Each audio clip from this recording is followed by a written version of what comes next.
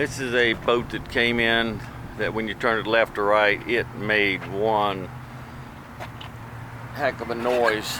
So we're getting ready to pull the drive out of the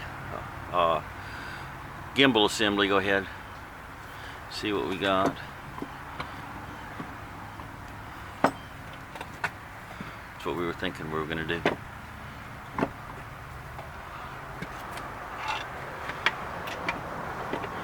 And there's water in the boot. That's never a good thing. Oh, that's not what you want to see. That's the gimbal that's supposed to be in the transom assembly.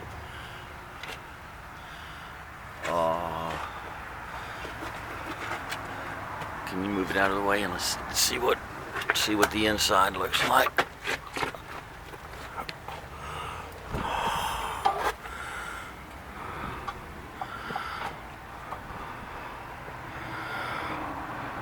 That will be interesting.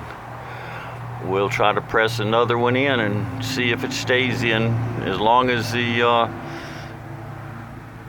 gimbal bearing wasn't spinning inside of there, but we shouldn't have water in the inside of there.